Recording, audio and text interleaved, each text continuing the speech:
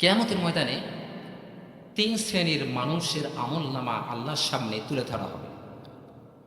আমি আপনাদেরকে বোঝাচ্ছি ইবাদতটা কি। ইবাদতটা আমরা মূলত আল্লাহর করি নাকি শয়তানের করি, আমরা আজ জানবো ইনশাআল্লাহ। তিন শ্রেণীর আমলনামা কার সামনে দেওয়া হবে ভাই? আল্লাহর সামনে তুলে ধরা হবে।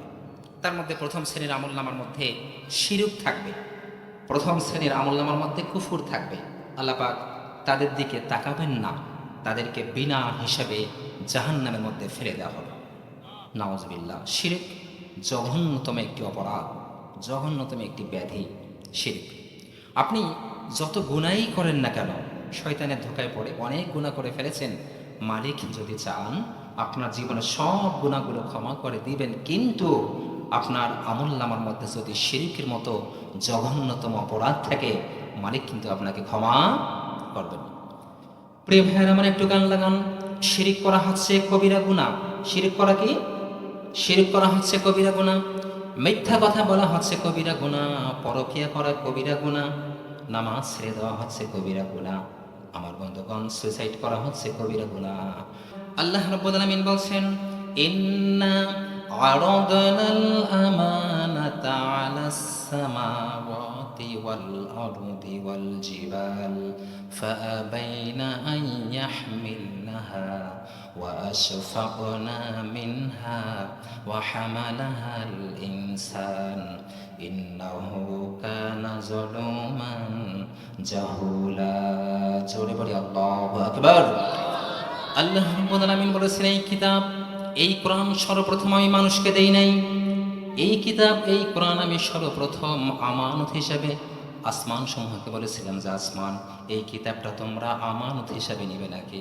আসমান বলেছিল, আল্লাহ এই কিতাব, এই কিতাবের যে মর্যাদা, এই কিতাবের যে পাওয়ার, এই কিতাবের যে ক্ষমতা, এই কিতাবকে আমরা যথাযথ মর্যাদা দিতে পারবো না, এই কিতাবকে আমরা যথাযথ সম্মান করতে পারবো না, সুতরাং এই কিতাব আমরা নিতে পারবো না।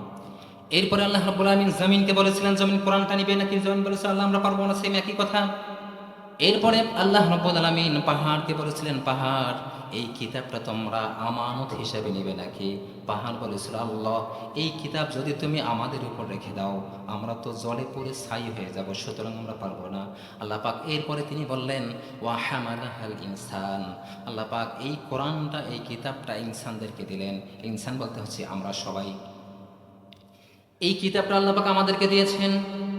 আমাদেরকে দেওয়ার পরে তিনি বললেন, ইন্নাহু কানা যালুমান জাহুলা, নিশ্চয়ই নিশ্চয়ই এই মানুষগুলো হচ্ছে বড় অকৃতজ্ঞ, এই মানুষগুলো হচ্ছে বড় জালেম। কেন? তিনি তো আমাদেরকে কোরআনটা দিয়েছেন, তিনি আমাদেরকে কোরআনটা দিলেন। কোরআন দেওয়ার পরে তিনি বলছেন, নিশ্চয়ই এই মানুষগুলো হচ্ছে বড় অকৃতজ্ঞ, এই মানুষগুলো হচ্ছে বড় জালেম। কেন এই কথা বলেছেন? আপনার কথা বুঝতে পারেন ভাই? আপনারা বুঝতে কষ্ট হচ্ছে? শেষ পর্যন্ত থাকবেন না? ইনশাআল্লাহ থাকবো আমরা। প্রিয় ভাইয়ের আমার, আল্লাহ পাক নিজেই কোরআন দিলেন, নিজে আমাদেরকে জালেম কেন বললেন? কারণ হচ্ছে এই কিতাব আমরা শুধু নামাজের কিতাব বানায় নিয়েছি, এই কিতাব আমরা শুধু জারফকের কিতাব বানায় নিয়েছি, এই কিতাব আমরা শুধু রোজার কিতাব বানায় নিয়েছি, এই কিতাব আমরা শুধু দান সৎকার কিতাব বানায় নিয়েছি, এই কিতাব আমরা শুধু হজের কিতাব বানায় নিয়েছি। আমার বন্ধুগণ, এই কিতাব দিয়ে শুধু নামাজ পড়লেই হবে না, এই কিতাব দিয়ে শুধু রোজা রাখলেই হবে না, এই কিতাব দিয়ে শুধু যাকাত দিলেই হবে না, এই কিতাব দিয়ে শুধু দান সদকা করলে হবে না। যেমনিভাবে এই কোরআন দিয়ে আপনি নামাজ আদায় করবেন, যেমনিভাবে এই কোরআন দিয়ে আপনি যাকাত দেবেন, যেমনিভাবে এই কোরআন দিয়ে আপনি দান সদকা করবেন, ঠিক তেমনিভাবে এই কোরআন দিয়ে এই সমাজ, এই রাষ্ট্র পরিচালনা করতে হবে। কথা বলেন ঠিক কিনা? চিৎকার করে বলেন ঠিক কিনা? এই কোরআন, এই কিতাব দিয়ে আমরা রাষ্ট্র পরিচালনা করতে পারি নাই, এই কোরআনকে আমরা পার্লামেন্টে নিতে পারি নাই, যার কারণে আল্লাহ পাক আমাদেরকে বলেছেন, ইন্নাহু কানা যালুমান জাহুলা, নিঃসন্দেহে এই মানুষগুলা হচ্ছে বড় অকৃতজ্ঞ, এই মানুষগুলা হচ্ছে বড় জালেম। আমরা ব্যর্থ হয়েছি, আমরা পারি নাই। আমার বন্ধুগণ, মূল আলোচনা শুরু করব তার আগে একটা হাদিস বলে শেষ করে দিব। যেহেতু মাদ্রাসার উদ্যোগে প্রোগ্রাম, আপনারা তো আপনাদের সন্তানদেরকে মাদ্রাসায় পড়ান না। মনে করেন মাদ্রাসায় পড়ালে আমার সন্তানটা কি আর এমন হতে পারে। মাদ্রাসা আমরা পড়াই না, আমরা মাদ্রাসাকে প্রায়োরিটি দেই না। আমার বন্ধুগণ, আল্লাহ নবী তার হাদিসের মধ্যে বলেছেন, মান করাআল কুরআন ফাস্তাযহারাহু ফাহাল্লা হালালাহু ওয়া হাররামা হারাম আদখালাহুল্লাহুল জান্নাহ ওয়া শাফাআহু ফি আশরাতিন মিন আহলি বাইতিহি কুল্লুহুম কদ ওয়াজাবাত লাহুন নার। আল্লাহ নবী বলে দিয়েছেন, কোনো ব্যক্তি যদি কোরআনটা হিফজ করতে পারে, ওই ব্যক্তি যদি হালালকে হালাল এবং হারামকে হারাম মেনে জীবন যাপন করতে পারে, ওই ব্যক্তিটার জান্নাতে যাওয়ার কোনো প্রয়োজন নেই। আদখালাহুল্লাহুল জান্নাহ, আল্লাহ পাক ওই ব্যক্তিটাকে জান্নাতের ভিতরে প্রবেশ করাই দেবেন। শুধু ওই ব্যক্তিকে জান্নাতে প্রবেশ করাবেন তা না, আল্লাহ রাব্বুল আলামিনের হাবিব বলে দিয়েছেন, যাদের নামে জাহান্নামটা অ্যালটমেন্ট, যাদের আমলনামা বাম হাতের মধ্যে, এই সমস্ত 10 জন মানুষকে ওই ব্যক্তিটা জান্নাতে নিয়ে যাবে। 10 জনের মধ্যে সর্বপ্রথম হচ্ছে তার মা, তারপরে তার বাবা, তারপরে দাদা দাদি, নানা নানি, শ্বশুর শাশুড়ি, আত্মীয় স্বজন। এখানে 8 জনের কথা বলা হয়েছে। আর 2 জন তোমার যাকে পছন্দ হয় তাকে সুপারিশ করে তুমি আল্লাহর জান্নাতের ভিতরে প্রবেশ করো। আর একটু আওয়াজ দিয়ে বলা যাবে নাকি সুবহানাল্লাহ? তার মানে কিয়ামতের ময়দানে কোনো জজকে পারমিশন দেওয়া হবে না, কোনো ডক্টরকে পারমিশন দেওয়া হবে না, কোনো ব্যারিস্টারকে পারমিশন দেওয়া হবে না। শুধুমাত্র যে ব্যক্তিটা কোরআনটা হিফজ করেছে, ওই ব্যক্তি যদি হালালকে হালাল হারামকে হারাম মেনে জীবন যাপন করে, ওই ব্যক্তিটাকে পারমিশন দেওয়া হবে, বান্দা খুঁজে দেখো কোথায় তোমার মা, কোথায় তোমার বাবা, কোথায় তোমার দাদা, কোথায় তোমার দাদি। এভাবে করে ওই ব্যক্তিটা 10 জন জাহান্নামে, যাদের নামে জাহান্নামটা অ্যালটমেন্ট, এমন 10 জনকে সে জাহান্নাম থেকে আল্লাহর জান্নাতে প্রবেশ করাবে। এজন্য আমরা আমাদের সন্তানদেরকে কোথায় পড়াবো ভাই? কোথায় পড়াবো?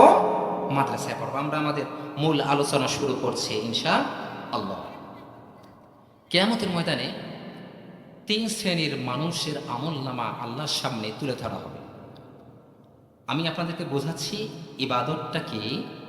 ইবাদতটা আমরা মূলত আল্লাহর করি নাকি শয়তানের করি, আমরা আজ জানবো ইনশাআল্লাহ। 3 শ্রেণীর আমলনামা কার সামনে দেওয়া হবে ভাই?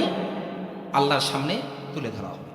তার মধ্যে প্রথম শ্রেণীর আমলনামার মধ্যে শিরক থাকবে, প্রথম শ্রেণীর আমলনামার মধ্যে কুফর থাকবে। আল্লাহ পাক তাদের দিকে তাকাবেন না, তাদেরকে বিনা হিসাবে জাহান্নামের মধ্যে ফেলে দেওয়া হবে। নাউজুবিল্লাহ। শিরক জঘন্যতম একটি অপরাধ, জঘন্যতম একটি ব্যাধি শিরক। আপনি যত গুনাই করেন না কেন, শয়তানের ধোকায় পড়ে অনেক গুনাহ করে ফেলেছেন, মালিক যদি চান আপনার জীবনের সব গুনাহগুলো ক্ষমা করে দিবেন, কিন্তু আপনার আমলনামার মধ্যে যদি শিরকের মতো জঘন্যতম অপরাধ থাকে, মালিক কিন্তু আপনাকে ক্ষমা করবেন না। প্রিয় ভাইয়ের আমার একটু গান লাগান। শিরক করা হচ্ছে কবিরা গুনাহ। শিরক করা কি? শিরক করা হচ্ছে কবিরা গুনাহ। মিথ্যা কথা বলা হচ্ছে কবিরা গুনাহ, পরকীয়া করা কবিরা গুনাহ, নামাজ ছেড়ে দেওয়া হচ্ছে কবিরা গুনাহ। আমার বন্ধুগণ, সুইসাইড করা হচ্ছে কবিরা গুনাহ। আপনাদেরকে বোঝানোর জন্য বলছি, এই এলাকার মধ্যে কোনো একজন মানুষ যদি ইন্তেকাল করে, যে মানুষটা নামাজের ধার ধারত না, যে মানুষটা মিথ্যা কথা বলতো, ওই মানুষটার মৃত্যুর পরে আমরা কিন্তু অনেকেই তার জানাজায় উপস্থিত হব কিনা? আর একটি আওয়াজ দেন, হব কিনা? আমরা সবাই কিন্তু তার জানাজায় উপস্থিত হব। অথচ ওই ব্যক্তিটা নামাজ পড়তো না, ওই ব্যক্তিটা কিন্তু মিথ্যা কথা বলতো, সে প্রতিনিয়ত কবিরা গুনাহ করতো। এরপরে একজন যদি সুইসাইড করে মারা যায়, আমরা কিন্তু তার জানাজায় যাব না। কেন যাব না? আমরা মনে করবো যে এই লোকটা আত্মহত্যা করেছে, সে তো অনেক বড় গুনাহ করেছে। না না, সেখানে তো যাওয়া যাবে না। তার মানে আমাদের কাছে গুনাহের একটা ক্লাসিফিকেশন আছে কি না? ঠিক তেমনিভাবে আল্লাহর কাছে কিন্তু শিরকের একটা ক্লাসিফিকেশন আছে, কবিরা গুনার কিন্তু একটা ক্লাসিফিকেশন আছে। আমার বন্ধুগণ, আপনি শিরক ব্যতীত যত গুনাহই করেন না কেন, আপনি যদি পাহাড় পরিমাণ গুনাহ করে ফেলেন, তারপরেও যিনি আপনাকে ক্ষমা করে দিবেন, চিৎকার করে বলেন, তিনি কে? তিনি কে? তিনি হচ্ছেন আল্লাহ। আমার ভাইরা, বোঝানোর জন্য বলছি, আপনি বিবাহ করেছেন, খারাপ লাগতেছে? আপনি বিবাহ করেছেন, বিবাহের পরে আপনার বিবি নামাজ পড়ে না, রোজাও রাখে না, পর্দাও ঠিকভাবে করে না। আপনি আপনার বাবাকে বললেন, বাবা, কোন মেয়ের সাথে আমাকে বিবাহ দিয়েছো? এই মেয়ে তো 5 ওয়াক্ত নামাজ সময় মতো আদায় করে না, এই মেয়ে তো রোজাও রাখে না, এই মেয়ে তো পর্দাও করে না। আপনার বাবা আপনাকে সলিউশন দিবে, বাবা একটু ধৈর্য ধর, তোর বইয়ের মাথার উপর হাতটা রাখ, রেখে তাকে বোঝা, আস্তে আস্তে ঠিক হয়ে যাবে। এমন সলিউশন কিন্তু বাবা দিবে কিনা? এমনটা দিবে না? এরপরে আপনার বিবি যদি পরকীয়া করে, আপনি আপনার বাবাকে বলবেন যে, বাবা, আমার বিবি তো পরকীয়া করছে, এখন কি করতে পারি? পরকীয়া করা হচ্ছে কবিরা গুনাহ, নামাজ না পড়া কবিরা গুনাহ। নামাজ না পড়ার কারণে আপনার বাবা আপনাকে সলিউশন দিবে, বাবা তুই তোর বউকে বোঝা, আস্তে আস্তে সব ঠিক হয়ে যাবে। এখন আপনি যদি আপনার বাবাকে বলেন, বাবা আমার বিবি তো পরকীয়া করে, এখন তুমি সলিউশন দাও, আমার বিবিকে আমি কি করব, বুঝে থাকলে পড়েন আপনার বাবা তখন আপনাকে কি বলবে? ওই বউকে তালাক দিতে বলবে, নাকি বলবে যে বাবা একটু সময় দিয়ে তোর বউ আস্তে আস্তে ঠিক হয়ে যাবে? এটা বলবে? কি বলবে? বেটা তোর বউ পরকীয়া করে, মান সম্মান তো থাকবে না, তাকে ডিভোর্স দিয়ে দে। ঠিক তেমনি ভাবে যদি কোনো ব্যক্তি শিরিক করে, আল্লাহ রাব্বুল আলামিনের কাছে একটা কবিরা গুনার ক্লাসিফিকেশন আছে। শিরক যে ব্যক্তি করবে আল্লাহ পাক তাকে পছন্দ করেন না, রাগান্বিত হয়ে যান। কিয়ামতের ময়দানে ওই ব্যক্তিটাকে আল্লাহ নিজ হাতে ধরে জাহান্নামের মধ্যে নিক্ষেপ করবে। তাদের দিকে তাকাবেন না। আল্লাহ রাব্বুল আলামিন বলছেন, ইন্নাহু মান ইউশরিক বিল্লাহি ফাকাদ হারামাল্লাহু আলাইহিল জান্নাহ ওয়া মাওয়াহুন নার ওয়া মা লিয-যালিমিনা মিন আনসার। জোরে বলি আল্লাহু আকবার। আল্লাহ রাব্বুল আলামিন বলেছেন, কিয়ামতের ময়দানে কোনো ব্যক্তি যদি একটা শিরক নিয়ে কিয়ামতের ময়দানে উঠে যায়, কেউ যদি একটা শিরক নিয়ে কবরে যায়, ওই ব্যক্তি যদি তাওবা না করে, ওই ব্যক্তির জন্য আমি আল্লাহ জান্নাতটা হারাম করে দেব। শুধু জান্নাতটা হারাম করে দেব তা না, ওই ব্যক্তির জন্য জাহান্নামটা আমি আল্লাহ ওয়াজিব করে দেব। জোরে বলি নাউজুবিল্লাহ। অন্য জায়গায় বলে দিয়েছেন, ইন্নাল্লাহা লা ইয়াগফিরু আন ইউশরাকা বিহি ওয়া ইয়াগফিরু মা দুনা যালিকা লিমান ইয়াশা। কোনো ব্যক্তি যদি শিরিক করে আল্লাহ পাক তাকে কোশ্চেন কালেও ক্ষমা করবেন না। এরপরে তিনি বলেছেন, ফায়াগফিরু লিমান ইয়াশা। ও বান্দা, তুমি যদি কিয়ামতের ময়দানে পাহাড় পরিমাণ গুনাহ নিয়ে আমার সামনে দাঁড়িয়ে যাও, তুমি যদি তার মানে কিয়ামতের ময়দানে যদি আপনি পাহাড় পরিমাণ গুনাহ নিয়ে আল্লাহর সামনে দাঁড়ান, আপনার আমল নামার মধ্যে যদি শিরক না থাকে, তাহলে কিন্তু আল্লাহ পাক আপনার পিছনে সব গুনাহগুলো মাফ করে দিবেন। তার মানে এক শ্রেণীর আমল নামার মধ্যে আল্লাহ পাক তাকাবেন না। কেন? কারণ তাদের আমল নামার মধ্যে কি আছে ভাই? শিরক আছে। তাদের আমল নামার মধ্যে কুফরি আছে, এই কারণে আল্লাহ পাক তাদের আমল নামার দিকে তাকাবেন না। দ্বিতীয় শ্রেণীর আমল নামা, তাদের আমল নামার মধ্যে শিরক থাকবে না, কুফর থাকবে না, কিন্তু এই মানুষগুলা দুনিয়ার মধ্যে বান্দার হক নষ্ট করেছিল, যার কারণে আল্লাহ পাক ফেরেশতাদেরকে বলবেন, ফেরেশতারা এই বান্দাগুলো যেহেতু দুনিয়ার মধ্যে বান্দার হক নষ্ট করেছে, সুতরাং আজ তাদেরকে পেন্ডিংয়ে রেখে দাও। তারা বান্দার হক যখন আদায় করে ফেলবে, তারপরে কোনো একটা সময় এই ব্যক্তিগুলো আল্লাহর জান্নাতের ভিতরে প্রবেশ করবে। প্রিয় ভাইয়ের আমার, আমরা বান্দার হক নষ্ট করে ফেলি।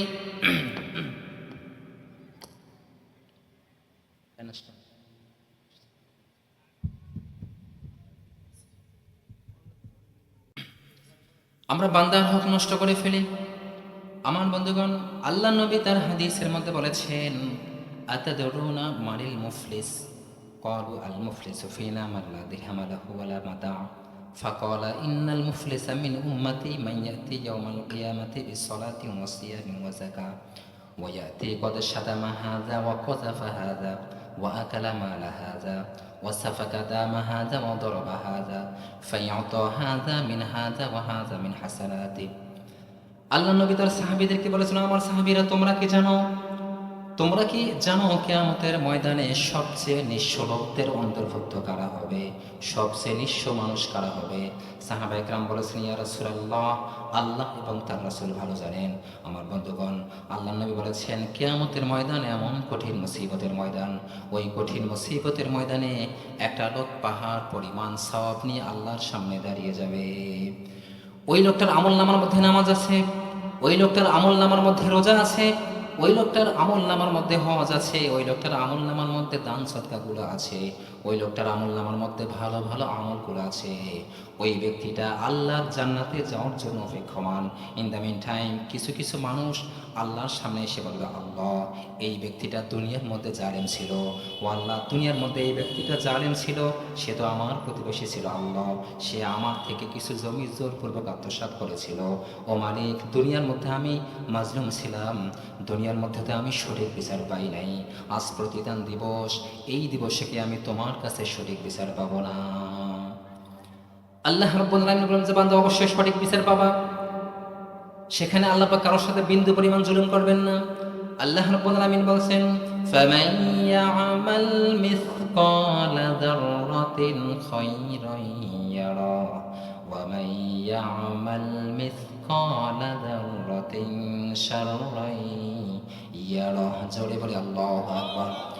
কিয়ামতের ময়দানে এমন কঠিন মুসিবতের ময়দান, ওই কঠিন মুসিবতের ময়দানে আল্লাহ রাব্বুল আলামিন কারো প্রতি বিন্দু পরিমাণ জুলুম করবেন না।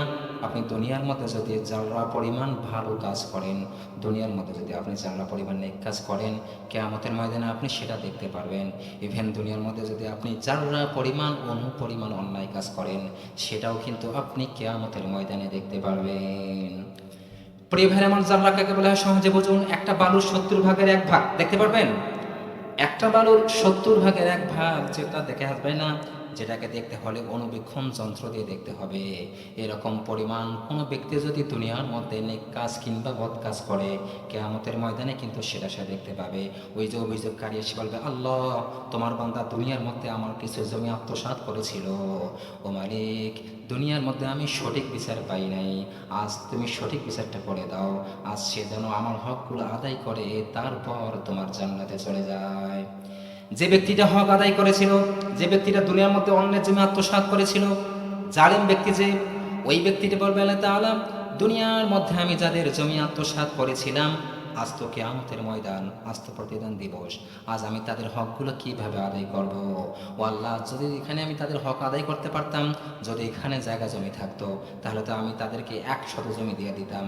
ও আল্লাহ, আজকে তো জমি জমা দিতে পারবো না, টাকা পয়সাও তো দিতে পারবো না। ও মালিক তুমি বলো, দুনিয়ার মধ্যে আমি যাদের হক নষ্ট করেছি, ওই মানুষগুলোর হক আমি কিভাবে আদায় করব। ওই পাওনাদাররা বলবে, আল্লাহ দুনিয়ার মধ্যে আমাদের টাকা পয়সার প্রয়োজন ছিল, দুনিয়ার মধ্যে আমাদের জমি জমার প্রয়োজন ছিল, তোমার জালেম বান্দা যেহেতু আমাদের থেকে জোরপূর্বক নিয়েছিল, ও আল্লাহ আজ তো টাকা পয়সার কোনো প্রয়োজন নেই, আজ তো জমি জমার কোনো প্রয়োজন নেই, আজ তো সওয়াবের অনেক প্রয়োজন, তুমি তোমার জালিম বান্দাকে বলো সে যেন তার আমল নামা থেকে সওয়াব দিয়ে আমার হকগুলো আদায় করে দেয়। আপনি যদি দুনিয়ার মধ্যে কারো হক নষ্ট করেন, কিয়ামতের ময়দানে সওয়াবের বিনিময়ে কি করতে হবে? হক আদায় করতে হবে। প্রিয় ভাইরা আমার, এভাবে অনেক অভিযোগকারী থাকবে। কেউ এসে বলবে, আল্লাহ তাআলা তোমার বান্দা দুনিয়ার মধ্যে আমাকে থাপ্পড় মেরেছিল, তোমার বান্দা দুনিয়ার মধ্যে আমার সঙ্গে চোখ গরম করে কথা বলেছিল, ও বান্দা তুমি তোমার বান্দাকে বলো তারা যেন আমার হক আদায় করে তোমার জান্নাতে চলে যায়। আল্লাহ পাক বলবেন, দাও দাও তাদের হকগুলো তুমি আদায় করে দাও। ওই ব্যক্তিটা হক আদায় করতে শুরু করবে, একটা সময় দেখা যাবে ওই ব্যক্তির আমল নামার মধ্যে আর কোনো সওয়াব অবশিষ্ট নাই, ওই ব্যক্তির আমল নামার মধ্যে আর কোনো নেকি নেই, কিন্তু অভিযোগকারীর সংখ্যা লাইনে দাঁড়িয়ে আছে, অনেক লোক দাঁড়িয়ে আছে। এই দুনিয়ার মধ্যে যে লোকটা জালেম, সে কি একজনের সাথে জুলুম করে নাকি অনেক মানুষের সাথে করে? ভাই অনেকের সাথে করে না? অনেকের সাথে কিন্তু জুলুম করে। তো ওই যে ব্যক্তিদের হক নষ্ট করেছিল তারা বলবে, আল্লাহ তোমার বান্দার আমল নামার মধ্যে সওয়াব নেই, তাতে কোনো অসুবিধা নেই, আমাদের আমল নামার মধ্যে তো অনেক গুনাহ আছে, এই গুনাহগুলো তার আমল নামায় দিয়ে তুমি আমাদেরকে হালকা বানিয়ে দাও। সুতরাং আমি যদি দুনিয়ার মধ্যে কারো হক নষ্ট করি, কারোর সাথে চোখ গরম করে কথা বলি, কাউকে আঘাত দেই, কিয়ামতের ময়দানে আমার সওয়াবের বিনিময়ে তাদের হকগুলো আদায় করতে হবে। আর আমার আমল নামার মধ্যে যদি সওয়াব না থাকে, তাহলে যাদের হক নষ্ট করেছি তাদের গুনাহগুলো আল্লাহ পাক আমার আমল নামার মধ্যে দিয়ে দিবেন। প্রিয় ভাইরা আমার, বলতেছিলাম দ্বিতীয় শ্রেণীর আমল নামা, তাদের আমল নামার মধ্যে শিরক থাকবে না, কুফর থাকবে না। আল্লাহ পাক ফেরেশতাদেরকে বলবেন, ও আমার ফেরেশতারা, এই মানুষগুলা যেহেতু দুনিয়ার মধ্যে বান্দার হক নষ্ট করেছিল, সুতরাং তাদেরকে তোমরা পেন্ডিংয়ে রেখে দাও, তারা বান্দার হক আদায় করবে, কোনো একটা সময় আমার জান্নাতের মধ্যে প্রবেশ করবে। এরপরে তৃতীয় শ্রেণীর আমলনামা, যাদের আমলনামার মধ্যে কোনো শিরিক থাকবে না, যাদের আমলনামার মধ্যে কোনো কুফর থাকবে না, আল্লাহ পাক তাদেরকে বলবেন, ও আমার ফেরেশতারা, আমার এই সমস্ত মানুষগুলো, এই সমস্ত নেককার বান্দা বান্দির আমলনামা তোমরা তাদের ডান হাতের মধ্যে দিয়ে দাও। আমার বন্ধুগণ, তাদের আমল নামা ডান হাতের মধ্যে দিয়ে দেওয়া হবে, আল্লাহ পাক তাদেরকে সালাম জানিয়ে দিবেন।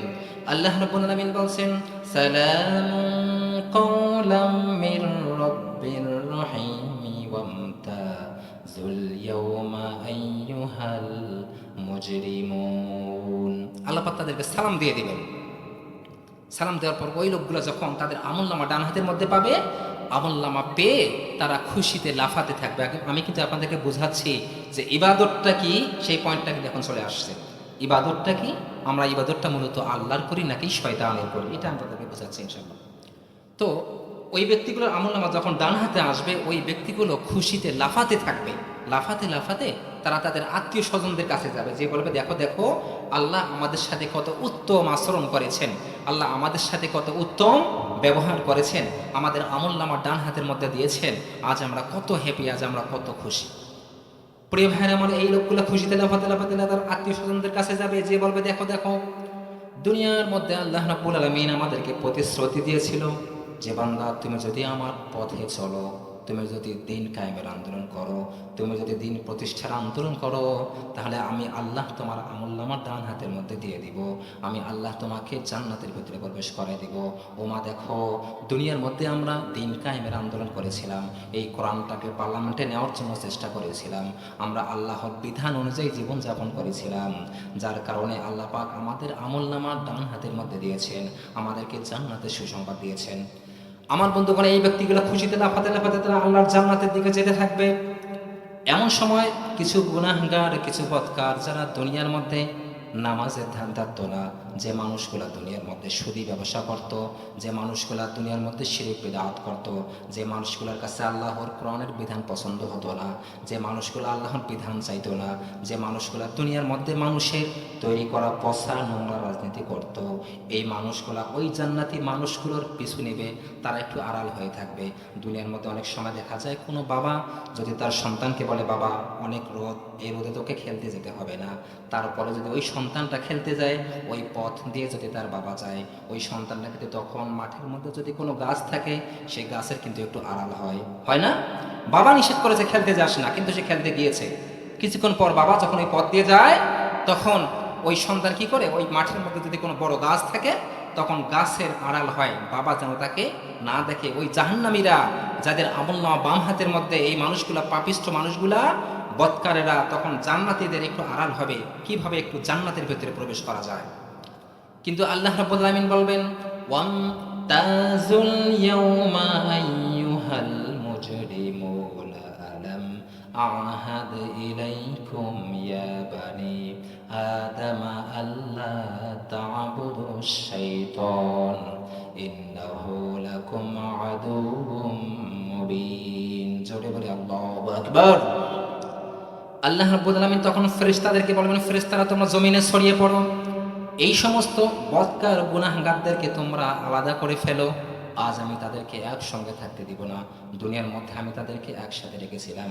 আমার ভাইয়েরা, দুনিয়ার মধ্যে আল্লাহ রাব্বুল আলামিন আমাদের কিন্তু মৌলিক নিয়ামতে কম বেশি করেন নাই, করেছেন? মৌলিক নিয়ামতে কিন্তু আল্লাহ পাক কম বেশি করেন নাই। আপনি 5 ওয়াক্ত নামাজে, আপনি 1 বিঘা জমির মধ্যে ধান লাগাইছেন, 1 বিঘা জমির মধ্যে যদি 30 মণ ধান পান, আপনার একজন প্রতিবেশী সে নামাজ পড়ে না, ওই ব্যক্তিটাও যদি 1 বিঘা জমির মধ্যে ধান লাগায়, ওই ব্যক্তিটার ধানও কিন্তু 30 মণ হবে, তার কিন্তু 2 মণ কিংবা 3 মণ হবে না। আমার বন্ধুগণ, আপনি নামাজি, আপনি 5 ওয়াক্ত নামাজ পড়েন, আপনি যে নদীর মাছ খাচ্ছেন, একজন বেনামাজি সেও কিন্তু একই নদীর মাছ খাচ্ছে। আপনি নামাজি, আপনি যে পুকুরের মাছ খাচ্ছেন, আপনি যে সূর্যের আলো পাচ্ছেন, একজন বেনামাজি, একজন হিন্দু, সেও কিন্তু সেই একই সূর্যের আলো পাচ্ছে, পাচ্ছে না? আল্লাহ পাক কিন্তু মৌলিক নিয়ামতে কম বেশি করেন নাই। আপনি নামাজি, আপনি আপনার আঙ্গিনার মধ্যে একটা লিচু গাছ লাগিয়েছেন, একটা আম গাছ লাগিয়েছেন, আপনার আমগুলো মিষ্টি হবে। আপনার প্রতিবেশী একজন হিন্দু, উনি ওনার আঙ্গিনার মধ্যে একটা আম গাছ লাগাইছেন, ওনার আমগুলো টক হবে, এরকম? এরকমটা? এমনটা কিন্তু না। প্রিয় ভাইরা আমার, তার মানে আল্লাহ রাব্বুল আলামিন বলবেন, দুনিয়ার মধ্যে আমি এই সমস্ত মানুষগুলোকে আলাদা করি নাই, তাদেরকে আমি এক ছাদের নিচে রেখেছিলাম, এক আসমানের নিচে রেখেছিলাম।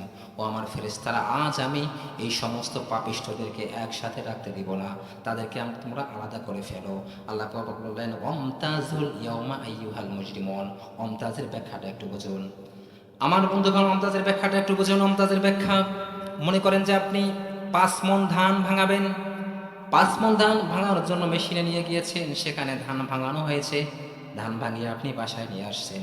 বাসায় নিয়ে আসার পরে ওই ধানের মধ্যে, ওই চালের মধ্যে কিন্তু তুষ থাকবে, ওই চালের মধ্যে কিন্তু গুঁড়া থাকবে, ওই চালের মধ্যে কিন্তু আস্তা ধানও থাকবে, থাকবে না? এখন আপনি নিয়ে আসবেন, নিয়ে আসার পরে আপনার বিবিকে দিবেন কিংবা আপনার মেয়েকে দিবেন, এসে কি বলবেন যে, মা এই চালগুলো এভাবেই রেখে দাও, এভাবেই রান্না করে আমাকে খাওয়াবা, এরকমটা বলবেন? এরকমটা কিন্তু বলবেন না। আপনি সে চাল নিয়ে আসবেন, আপনার বিবি, আপনার মেয়ে কি করবে, তখন একটা কুলা নিবে, কুলা নিয়ে সেই চালগুলো ঝাড়তে শুরু করবে। যখন ঝাড়তে শুরু করবে, তখন কিন্তু আপনার এই কুলার মধ্যে যে তুষ রয়েছে, যে গুঁড়া রয়েছে, সেগুলো কিন্তু সামনের দিকে পড়ে যাবে, নিচে পড়ে যাবে। এরপরে কুলার মধ্যে যখন আর কোনো তুষ কিংবা গুঁড়া থাকবে না, তখন মায়েরা কী করেন, আমি দেখেছি নিজের চোখে, মারা সেই কুলাটা এভাবে একটু ঘোরায়। এভাবে ঘোরালে কি হয়, ওই চালের মধ্যে যদি আস্ত কোনো ধান থাকে, ওই চালের মধ্যে যদি কোনো পাথর থাকে, সেগুলো উপরে উঠে যায়। আর তখন ওই মা সেখান থেকে একটা একটা একটা করে সেই পাথর কিংবা সেই আস্ত ধানগুলো আলাদা করে ফেলেন। ঠিক তেমনিভাবে আল্লাহ বলছেন, অমতাজুল ইয়ৌমা আইয়ুহাল মুজরিমুন, কিয়ামতের ময়দানে এই সমস্ত মুজরিম যারা, যারা গুনাহগার, যারা বদকার, তাদেরকে একটা একটা করে ধরো, তাদের কোমরের মধ্যে শিকল লাগাও, এরপরে তাদেরকে তোমরা আলাদা করে ফেলো। প্রিয় ভাইয়ের আমার, এরপরে এই ব্যক্তিগুলোকে আলাদা করা হবে। এরপরে এই ব্যক্তিগুলো বলবে, আল্লাহ, আজকে যাদের সাথে তুমি উত্তম ব্যবহার করেছো, ও আল্লাহ, যাদের আমলনামা ডান হাতের মধ্যে দিয়েছো, সে তো আমার ভাই ছিল, আমরা তো একই বাবার সন্তান ছিলাম। ও আল্লাহ, সে তো আমার বন্ধু ছিল, সে তো আমার প্রতিবেশী ছিল। আজ তুমি তার সাথে কত উত্তম আচরণ করেছো, আর আমার আমলনামা তুমি বাম হাতের মধ্যে দিয়েছো, এই কাজটা তুমি কেন করলা? আল্লাহ রাব্বুল আলামিন তখন তাকে বলবেন, আলাম আহাদ ইলাইকুম ইয়া বানি আদম আল্লাহ তা'বুদুশ শাইতান ইন্নাহু লাকুম আদুউম মুবিন। জোরে বলি আল্লাহু আকবার। আল্লাহ রাব্বুল আলামিন তখন তাদেরকে বলবেন, ও বনি আদমের সন্তানেরা, দুনিয়ার মধ্যে আমি কি তোমাদেরকে বলি নাই যে তোমরা খবরদার খবরদার তোমরা শয়তানের ইবাদত করবা না? কার ইবাদত? তোমরা শয়তানের ইবাদত করবা না। আমার বন্ধুগণ, এই দুনিয়ার মধ্যে যে মানুষটা ৫ ওয়াক্ত নামাজ ঠিকভাবে পড়ে, যে মানুষটা তাহাজ্জুদের নামাজ পড়ে, যে মানুষটা আওয়াবিন পড়ে, যে মানুষটা চার্জ পড়ে, আপনি যদি ওই মানুষটাকে বলেন, ভাই রে, তুমি যে এত আমল আখলাক করছো, আচ্ছা তুমি বলো তো, এই আমলগুলো তুমি আল্লাহর জন্য করছো নাকি তুমি শয়তানের জন্য করছো? ওই ব্যক্তিটা কার কথা বলবে? আর একটি আওয়াজ দেন, কার কথা বলবে? ওই ব্যক্তিটা আল্লাহর কথা বলবে। এরপরে এসে একজন ভিআইপি মুসলমান, যে মুসলমান ৫ ওয়াক্ত নামাজ পড়ে না, শুধু জুমার দিনে নামাজ আদায় করার জন্য যায়, আপনি যদি ওই ব্যক্তিটাকে বলেন, ভাই রে, সারা সপ্তাহে তো আমি তোমাকে দেখলাম না, তুমি শুধু শুক্রবার নামাজ আদায় করার জন্য আসছো, ও ভাই তুমি বলো, তুমি যে নামাজটা পড়লা, এই নামাজটা তুমি আল্লাহর জন্য পড়লা নাকি তুমি শয়তানের জন্য পড়লা? ওই ব্যক্তিটা কার কথা বলবে? আল্লাহর কথা বলবে। এরপরে আছে একজন ভিআইপি মুসলমান, যে মুসলমান সারা বছর নামাজ পড়ে না, শুধু ঈদের নামাজ পড়ে, ঈদের সময় যায় নামাজ একটা বগল নিচে নেয়, নিয়ে হাঁটতে হাঁটতে ময়দানে চলে যায়। ওই ব্যক্তিটা ঈদের নামাজ পড়লো, আপনি যদি ওই ব্যক্তিটাকে বলেন, ভাই রে, সারা বছর তুমি নামাজ পড়লা না, ঈদের নামাজ পড়ার জন্য আসছো, আচ্ছা তুমি বলো তো, তুমি যে নামাজটা পড়লা, এই নামাজটা তুমি আল্লাহর জন্য পড়লা নাকি শয়তানের জন্য পড়লা? সে কার কথা বলবে? সে বলবে, আল্লাহর জন্য পড়েছি। এরপরে একজন হিন্দু, যে সারাদিন নম নম হরে হরে করে, হিন্দুকে যদি আপনি বলেন, ভাই তুমি যে সারাদিন নম নম হরে হরে করো, আচ্ছা তুমি বলো তো, তুমি যে ইবাদতটা করলা, এই ইবাদতটা তুমি ভগবানের জন্য করলা নাকি তুমি শয়তানের জন্য করলা? ওই হিন্দু কি বলবে? বলে, ভগবানের জন্য করেছি। এরপরে একজন খ্রিস্টান, যে ওল্ড টেস্টামেন্ট পড়ে, নিউ টেস্টামেন্ট পড়ে, আপনি তাকে বলবেন, ভাই তুমি যে এত এত ইবাদত করছো, এগুলো তুমি ঈশ্বরের জন্য করছো নাকি তুমি শয়তানের জন্য করছো? ওই ব্যক্তিটা কার কথা বলবে? ওই ব্যক্তির বলবে, ঈশ্বরের জন্য করছি। আমার বন্ধুগণ, তার মানে মুসলমান কম করুক বেশি করুক করে কার জন্য? আল্লাহর জন্য করে। একজন হিন্দু কম করুক বেশি করুক, সে করে তার ভগবানের জন্য। একজন খ্রিস্টান, সে কম করুক বেশি করুক, সে করে তার ঈশ্বরের জন্য। তার মানে বোঝা গেল, আমরা কেউ শয়তানের ইবাদত করি না, কেউ করি না। অথচ আল্লাহ কি বলেছেন? আলাম আহাদ ইলাইকুম ইয়া বানি আদামা আল্লাহ তা'বুদুশ শাইতান ইন্নাহু লাকুম আদুউম মুবিন। আজ তোমরা বনি আদমের সন্তানেরা, তোমরা শুধু শয়তানের ইবাদত করার কারণেই আজ তোমাদের কোমরের মধ্যে শিকল লাগানো হয়েছে। তার মানে হচ্ছে, আসল ইবাদতটা কি আমরা সেটাই বুঝি না। ইবাদতটা কি আমরা সেটাই বুঝি না। প্রিয় ভাইয়েরা আমার, ইবাদতটা কি? একটা এক্সাম্পল দেব, মরার আগ পর্যন্ত আপনারা মনে রাখবেন। এই উদাহরণটাকে সামনে রেখে আপনি আপনার জীবনটা পরিচালনা করবেন।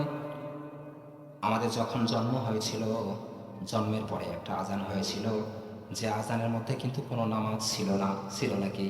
নামাজ ছিল না। আবার এমন একটা সময় আসবে, মসজিদের মাইকের মধ্যে অ্যানাউন্স করে দেওয়া হবে, অমুকের ছেলে অমুক পৃথিবীতে আর নাই, আপনারা তার জানাজা পড়ার জন্য আসেন। আমার বন্ধুগণ, ওই সময় যারা জানাজা পড়তে আসবে ওই সময় কিন্তু আজান হবে না। তার মানে আমার জীবনের শুরুতে আজান হয়েছে, ওই আজানের কোনো নামাজ ছিল না। আবার আমার জীবনের শেষ মুহূর্ত, শেষ টাইম আমার জন্য নামাজ হবে, কিন্তু ওই নামাজের জন্য কিন্তু কোনো আজান দেওয়া হবে না। এই যে আমার জীবনের শুরু থেকে নিয়ে শেষ পর্যন্ত আমার চলাফেরা, আমার ওঠা বসা, আমার রাজনীতি, আমার ব্যবসা নীতি, আমার রিক্সা চালানীতি, আমার অটো চালানীতি, যত নীতি আর আদর্শ আছে এগুলোর মধ্যে যতটুকু হবে আল্লাহ এবং তার রাসূলের সুন্নাহ অনুযায়ী ঠিক ততটুকুই হচ্ছে আল্লাহর ইবাদত। এর বাহিরে আপনি যা করবেন সবটুকু হচ্ছে শয়তানের ইবাদত, সবটুকু হচ্ছে শয়তানের ইবাদত। কিয়ামতের ময়দানে হাজী সাহেব আমুল্লামা আল্লাহ পাক দেখাবেন, এটা কে রে? আল্লাহ আমি, এদিকে আয়।